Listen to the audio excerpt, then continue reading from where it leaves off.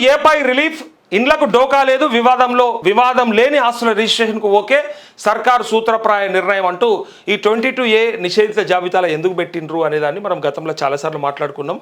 విషయం ఏంటంటే అది వక్ఫ్ భూముల, దేవాలయ భూముల, లేదంటే ప్రభుత్వ భూముల, అసైన్డ్ భూముల ఏవైతే ఉంటాయో వాటిని మార్పిడ్లు చేర్పిడ్లు చేయకుండా అందులో పెట్టినటువంటి సందర్భం 22Aలో. అయితే కొందరు అధికారుల అత్యుత్సాహంతో జరిగిందని అట్లా మాట్లాడితే, కొంతమంది కాదు ప్రభుత్వ నిర్ణయంతోనే ఆ తప్పిదం జరిగిందని సెక్షన్ 22A.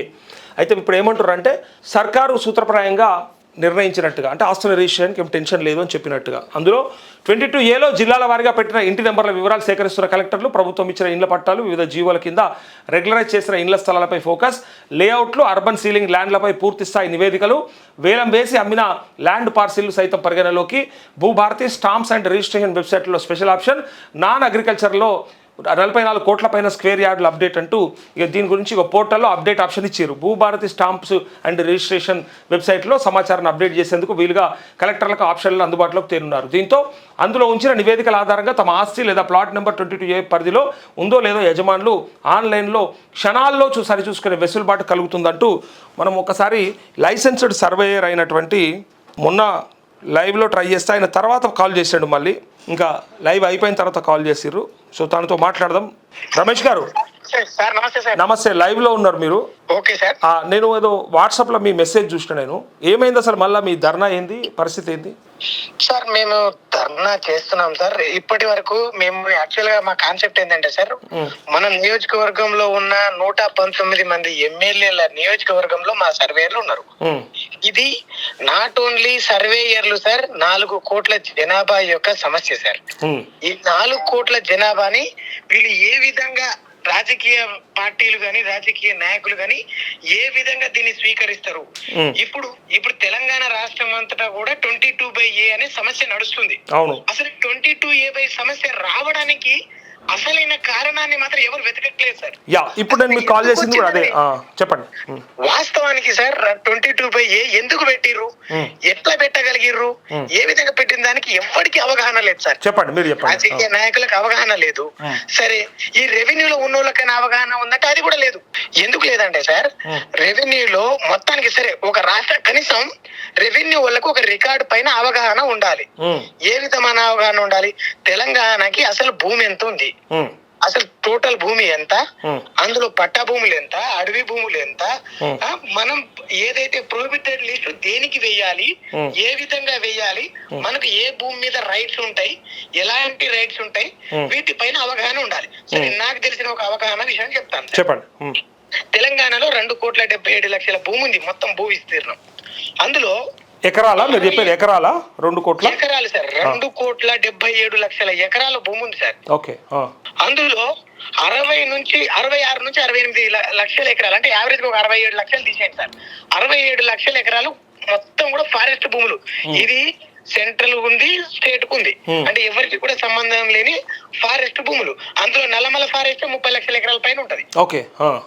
సో అంటే ఈ ఫారెస్ట్ భూములు ఎలాంటి అంటే పట్టా భూములు కానే కావు, ఇప్పటి నుంచి కాదు ఎప్పటికీ కావాలి.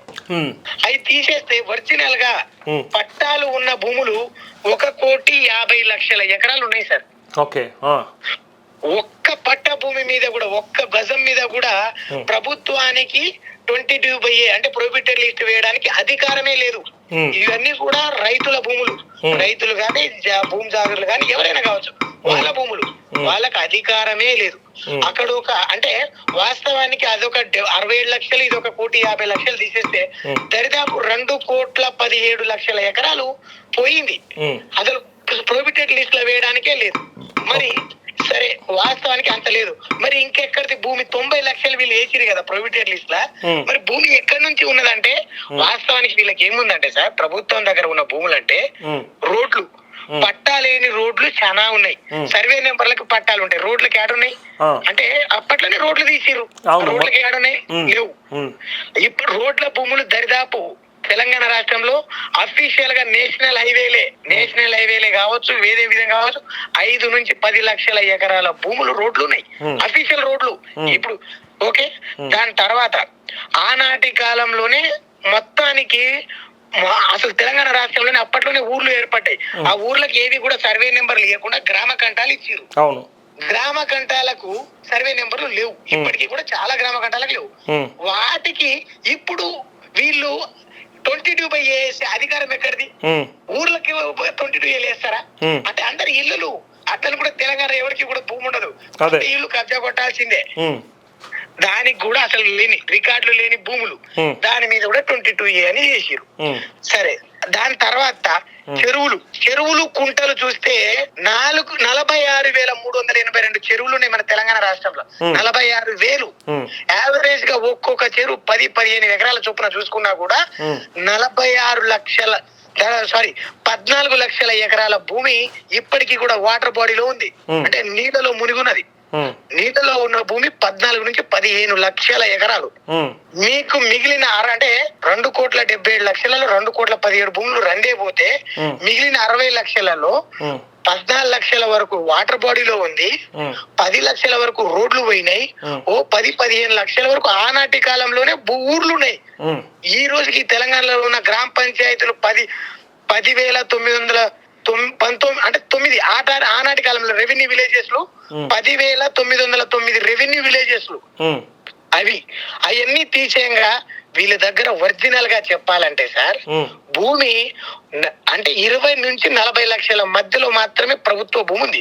మరి అందులో ప్రభుత్వ స్కూళ్ళు ఎన్ని ఉన్నాయి, ప్రభుత్వ కాలేజీలు ఎన్ని ఉన్నాయి, ప్రభుత్వం ఎన్ని లేఅవుట్లు వేసింది, ప్రభుత్వం ఎన్ని భూములు దాన ధర్మాలు చేసింది, 3 ఎకరాల కింద ఆర్మీలకు ఇచ్చింది, అంటే 5 ఎకరాల కింద ఆర్మీలకు ఇచ్చింది, 3 ఎకరాల కింద దళితులకు ఇచ్చింది. ఆనాటి కాలంలో రాజశేఖర రెడ్డి గారు ఇచ్చారు, ఎన్టీఆర్ గారు ఇచ్చారు. మరి పారుతున్న నదులెన్ని,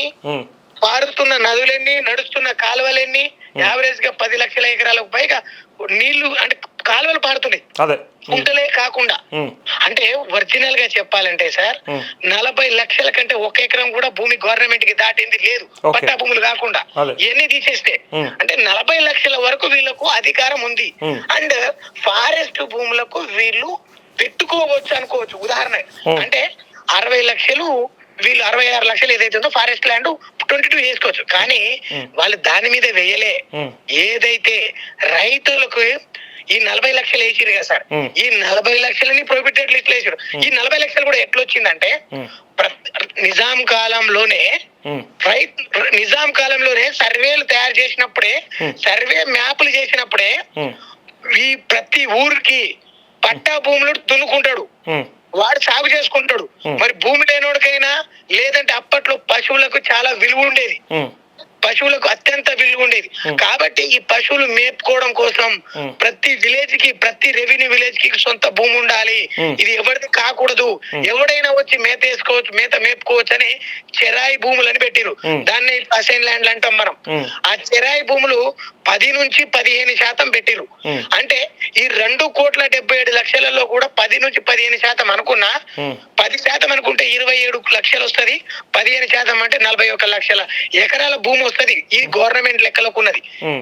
కానీ దీంట్లోకి వెళ్ళి మళ్ళా వక్ బోర్డులు ఉన్నాయి, అండ్ దేవాదాయ శాఖకి సంబంధించిన దాంట్లోకి వెళ్ళి చెరాయి భూములకి వెళ్ళి దేవాదాయ శాఖలకు ఇచ్చిరు, వక్ బోర్డులకు ఇచ్చిరు. మిగతా చాలా గవర్నమెంట్ రిలేటెడ్ కి కూడా గవర్నమెంట్ చేతిలో ఉంటే ఎప్పుడైనా వాడుకోవచ్చని పక్కన పెట్టిన భూములవి 40 లక్షల ఎకరాలు ఈ తెలంగాణ రాష్ట్రానికి ఉన్నది.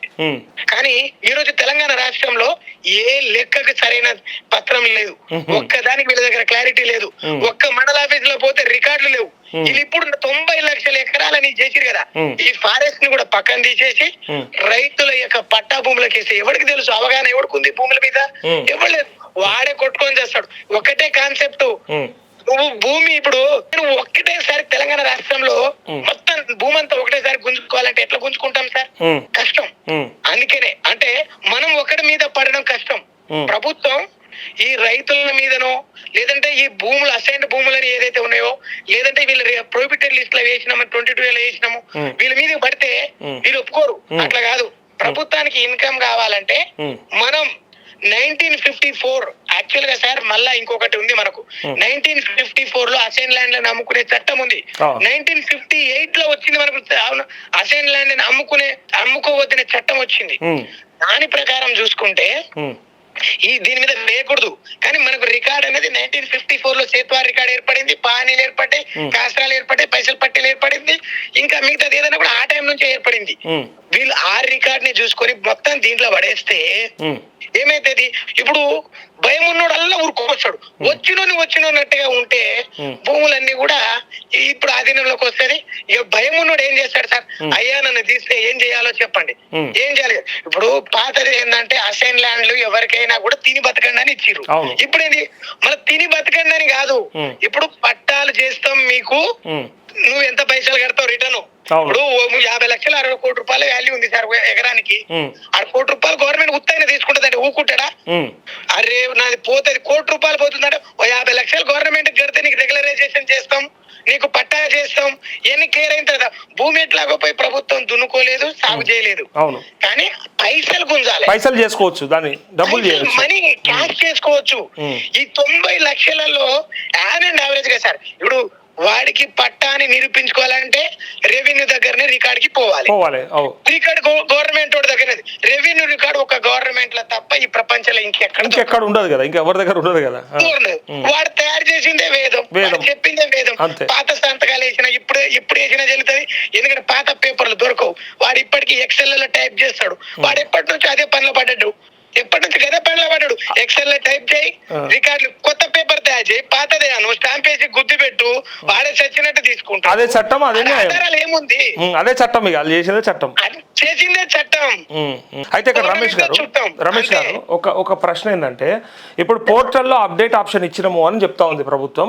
సో ఎట్లుంటది అంటే, ఇప్పుడు భూభారతి స్టాంప్స్ అండ్ రిజిస్ట్రేషన్ వెబ్సైట్లలో సమాచారాన్ని అప్డేట్ చేసేందుకు వీలుగా కలెక్టర్లకు ఆప్షన్లు అందుబాటులోకి తెనున్నారు. తీసుకొస్తే ఏమవుతుంది దీంతో, మరి అంటే దాంతో ఏమన్నా అంటే సొల్యూషన్ వస్తుందా అని చెప్పినా కదా సార్. సొల్యూషన్ ఒకటే సొల్యూషన్, ప్రభుత్వం చెప్పిన రేటుకి నీ భూమి నువ్వు రెగ్యులరైజేషన్ చేసుకో, అంతే. ప్రొబిటెడ్ లిస్ట్ దగ్గర తీసేసుకో, వాళ్ళకి ఇయ్యాలంటే డబ్బులు కట్టు, అంతే. డబ్బులు కట్టు, గవర్నమెంట్ ఖజానాకు వస్తుంది కొంత ఖజానా. ఇప్పుడు గవర్నమెంట్ ఒక మార్కెట్ వాల్యూ ఉంది, ఎకరానికి 4 లక్షలు 10 లక్షలు 20 లక్షలు నిన్ననే పెంచింది, దానికోసమే పెంచింది. ఇప్పుడు గవర్నమెంట్ భూములకు ఇప్పుడు ఆ పాత రేట్లు అంటే కాదు కదా సార్, గవర్నమెంట్ అసైన్ ల్యాండ్ అని కూడా తిరిగి తీసుకునేటప్పుడు గవర్నమెంట్ మార్కెట్ వాల్యూ ఉందో అది ఇచ్చి భూమి తీసుకుంటది, అది పాత సిద్ధాంతం, అప్పటి చట్టాలు. ఇప్పుడు చట్టాలు ఏంది, అరే నీకు భూమి కావాలి అంటే తీసుకోవాలి. భూమి అనేది ఒక మనిషి యొక్క నరాల్లో అంటే పారిపోయిన వ్యసనం సార్. ఈరోజు చెప్పాలంటే వ్యసనము లేదంటే ఒక ప్రాణ భయం సార్. ఒక మనిషి తన ఆరోగ్యం మీద కూడా పెట్టనంత ఖర్చు భూమి మీద పెడతాడు. అవును, ఇది మనిషి యొక్క వీక్నెస్, ఇది తెలంగాణ ప్రజల యొక్క వీక్నెస్. అది నువ్వు భూమి మీదకి పో, ఆడ తల నరుక్కున్న పోయినా కానీ నా భూమి నేనంటాడు. ఒకడు నా ప్రాణం పోయిన పర్లేదు చచ్చిపోతా కానీ భూమి నేను ఇంటిని తాగినోడు మస్తు మంది. గజం జాగ కోసం చంపుకున్న చాలా మంది, జాగ కోసం చంపుకున్నోళ్ళు, రక్తానికి అంటే బంధాన్ని బంధుత్వాన్ని వదిలేసుకున్న తెలంగాణ పౌరుషం మనది. అలాంటప్పుడు భూమి కోసం చచ్చేటోడు ఎంతో మంది ఉన్నారు. పైసల కంటే ఇప్పుడు ప్రభుత్వం ఒకప్పుడు పైసలకు విలువ ఉండేది, భూములకు తక్కువ. ఇప్పుడు భూములకు ఎక్కువ, పైసలకు తక్కువ. ఇప్పుడు 1 కోటి రూపాయల భూమి పోతే వాడు 50 లక్షలైనా కట్టడానికి రెడీగా ఉంటాడు, ఎందుకంటే మిగిలిన 50 లక్షల గురించి చూస్తాడు కదా. అవును అవును అవును, అది ఒక మైండ్ సెట్ సార్. ఒక గేమ్ ప్లే చేశారు జనాలందరూ. ఇప్పుడు ఎవరికి వాడు తగ్గట్టుగా ఉరుకుతున్నారు. ఇప్పుడు ఏంటంటే వాళ్ళు కంట్రోల్ చేయడం ఈజీ, ఎందుకంటే వచ్చినోన్నే పోదాం. ఎందుకంటే 22A ద్వారా భూములు రిజిస్ట్రేషనే కాదు కదా, అంతా మన కంట్రోల్లోకి వచ్చింది. ఆడైతే అమ్ముకోలేడు, మనం అనుకున్న రోజు పోయి కబ్జా పెట్టుకోవచ్చు, మనం అనుకున్న రోజు కబ్జా పెట్టవచ్చు. కాబట్టి మన ఆధీనంలో ఉంటది, వాడు దాటిపోలేడు, ఆ రిజిస్ట్రేషన్లు జరగవు, దాని మీద ఎవడు రాడు, కొనుక్కోడు. అది 22A వస్తే కాబట్టి 100% కంట్రోల్ అంతా కూడా తెలంగాణ రాష్ట్రం అంతా కూడా కంట్రోల్లోకి తెచ్చుకున్నారు. ఓకే రమేష్ గారు, ఒక పని చేద్దాం, మంచి ఇంటర్వ్యూ చేద్దాం. ఒకటి స్టూడియోకి నేను అరేంజ్ చేసి మీకు కాల్ చేస్తాను, రండి. ఖచ్చితంగా సార్. తెలంగాణ ప్రజానికానికి నా తరఫు నుంచి చెప్పాలనుకుంటున్నాను సార్, మరో 22A మీద మరో ఉద్యమం చేయాలనుకుంటున్నాను సార్. జంతర్ మంతర్ కంటే భయంకరమైన ఉద్యమం ఈ తెలంగాణలో జరుగుతుంది, జరగాల్సిన అవసరం ఉంది సార్. ఇది ఒక్కడుగా సార్, ఒకప్పుడు హైడ్రా ద్వారా కొంతమందిని టచ్ చేసిరు, 22A ద్వారా కోటి మందిని టచ్ చేసిరు. అసైన్ ల్యాండ్ అని ఇంకొక కొత్త కాన్సెప్ట్ ఉంది సార్, కొత్త మోసాన్ని ఇంకా కనిపెట్టలేదు సార్. రెవెన్యూలో తిరుగుతున్న మాలాంటి వాడికి తెలిసి ఏం జరుగుతుందని. ఓకే అదే రమేష్ గారు సార్ మాట్లాడండి. కొత్త కాన్సెప్ట్ ఇంకొకటి మొదలవుతుంది.